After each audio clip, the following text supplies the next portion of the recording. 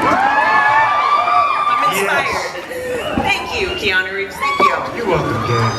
Let's talk about you putting on this phenomenal suit once more and getting back into this role. We're so excited you did. Oh, thank you very much. You know, you don't know how nice it is to hear that. No,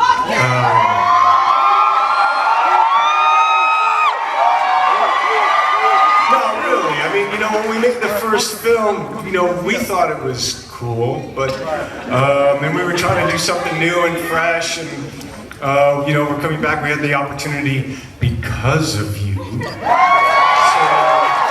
To be able to tell the next chapter, and so for me it's really exciting to be here with you and to be with Chad, the director, to get the chance to work with Common, Ian, Michelle, Derek, Basil, and so Gay, I really liked putting this suit back on, and getting to do what John Wick gets to do, you know, get some of that action, the passion, and a guy who's really fighting to be free. I really appreciated that from the get-go. He is so intensely talented physically and a sharp dresser, and God, I love it. Chad, let's talk about what we can expect in this movie stunt-wise, because we all know that John Wick has a soul, there's a story there, but honest to God, Keanu Reeves like wrapped his legs around a dude's neck in the first movie. Like, let's talk about what happens in this film. Just like the character, we tried to choreograph the action and choreograph the action sequences to help show that John is an unrelentingly, just completely driven force of nature. Yeah. Both Keanu and Common and some of the stunt teams worked together on judo, sambo, jiu-jitsu, gun fu, tactical gun work, three-gun stuff, and of course Mr. Reeves driving the hell out of his Mustang. And down there, Mr. Ian McShane, on behalf of all of the fans,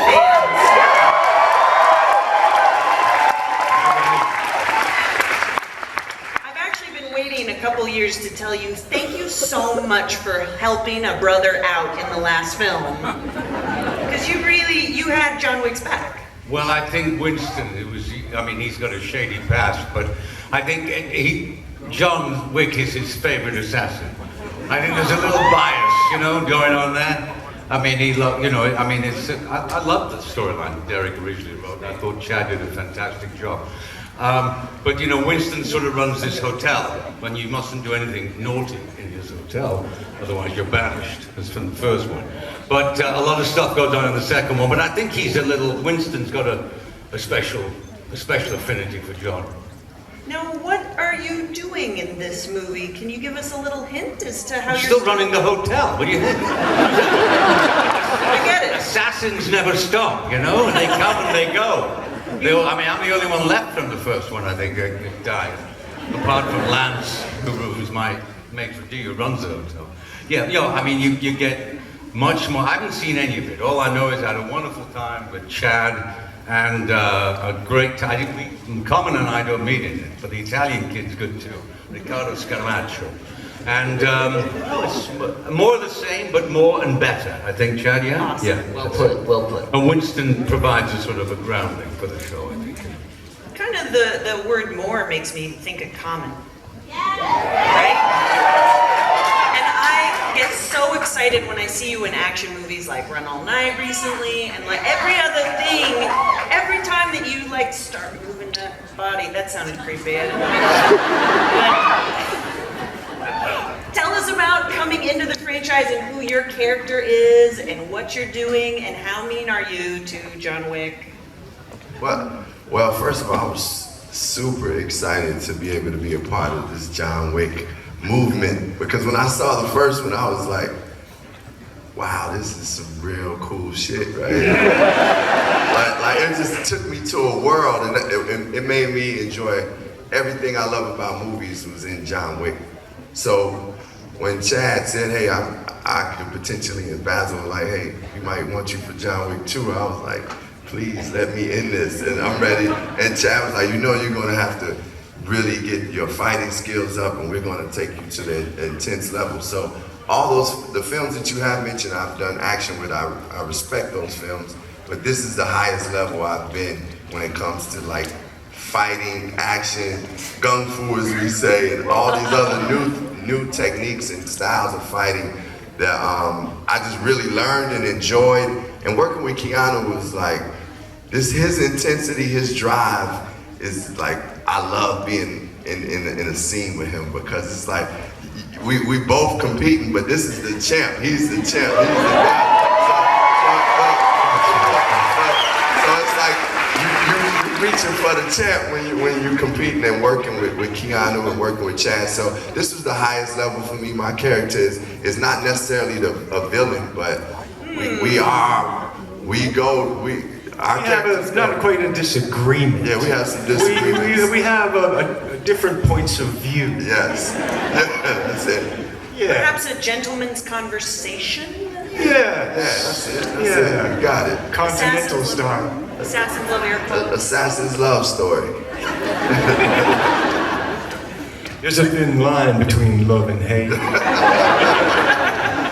Well, let's talk about that storyline. Derek, can you talk about what has brought John Wick, like, I guess officially out of retirement? Because, I mean, his business theoretically would have been concluded at the last movie, so why are we back this time? Well, when we did the first one, what we loved is alluding to scenes that you never see, like the Impossible Task, and alluding to characters in the world just to pop it out of it. And John Wick Chapter 2 takes place arguably a week after the first one. And one of the things that we love about that is that, you know, for all the different treatments, scriptments, and screenplays that we did, the one thing that we holded on to was the fact that there's this item called a marker, which is regulated by the Continental, and it's kind of a blood oath, meaning that John Wick gave someone the ultimate request so that he could get out of life, and because he's resurfaced, they have resurfaced to actually cash it in. But John Wick has changed. God, a week after the last movie? Just give the guy a break. 4 days. Wow. That's super fast. And Basil, we cannot bring you guys up here without talking about man's best friend and John Wick's new dog. Every time, every person that asked me if I told them we're making another John Wick, the first question was, "You're going to kill the dog again?" And I couldn't tell if that was the good news or the bad news. I can't give a spoiler alert, but needless to say, we kill about 80 Italians in the movie, and you guys will see what happens to the dog. But we, you know. Oh no! I'm not sure actually, as I sit up here, if Lionsgate told us we're allowed to say what happened to the dog or not, so I apologize, but you guys will see it in the movie. It's great. Seriously, the lady that sat behind me when I saw the first one, who was wicked upset, we can't take it. She and I cannot take it. For the love of God, please don't do anything to the dog, guys. Wow. It's a new heading in the movie. No Italians were injured during the making of the movie. Say anything about that?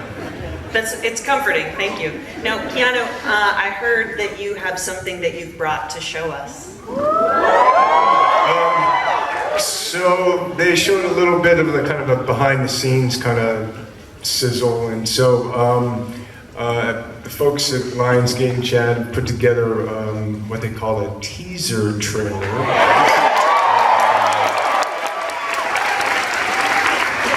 Which rocks!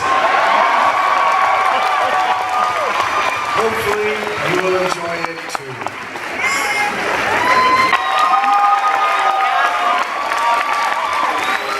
I think now we have a very deep understanding of the term more. This is great. Chad, can you talk about the assassins that have joined this movie, and can you talk about Matrix Reunion?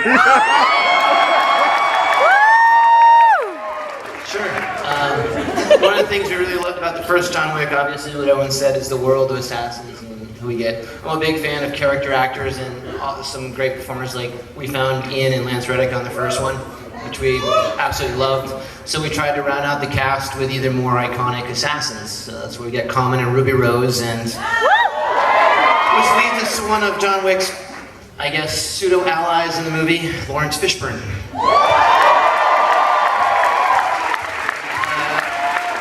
As you well may know, that Keanu Keanu, myself, and Lawrence all worked together on the Matrix trilogy. So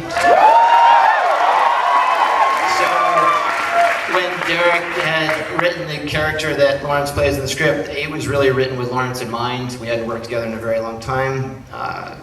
Keanu gave us a nice intro. I think you guys bumped into each other. Yeah, we met at a social function, and he was like, "Hey man, I really like John Wick," and we're like, "Oh yeah?"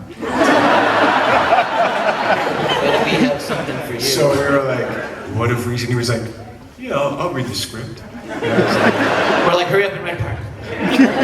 No, and he was great. It was like an email, and we're like, "You simply need to come do this." And we met Lawrence in New York, and he loved it, and that's how we did our Matrix reunion. Yes! So we have a few questions directly from the internet. People are dying to know. First of all, from Carl Blackstone, he wants to know, why do you think John Wick resonated so much with audiences? Because I mean, you can hear it out here. This is not just a movie about a guy with a gun, right? Daisy was great. I think it goes deeper. What do you think, Derek? Well, you know, when I wrote the first draft, when you think of the fact that Basil bought it in February and the movie came out in November, that's still insane how fast that went. But I think what resonated with the audience was it's a throwback to the movies I love, like Point Blank and Ruin and Third Man and 3 Days of the Condor, where it's very simple. You know the stakes within the first 10 minutes. And when they killed his fucking dog, you just wanted to see the world burn. And I think what resonated was the idea of innocence lost, but more importantly, the devil had an excuse to get back into the game. But you know, my answer is incomplete in the fact that the number of 90-year-old women who emailed me saying, "I haven't seen an R-rated movie in 30 years, I love John Wick," I have no idea. Now, Nero Gatto. Oh, this is from Instagram. How fun. The future is now, guys. Will we be receiving more backstory concerning the secret organization John's a part of, like how he got into it, why it was created? Chad, Keanu, do you guys want to talk about that? Are we going to hear more about that? Yes. Oh, that wasn't... I just went into Christopher Walken. Yes, maybe.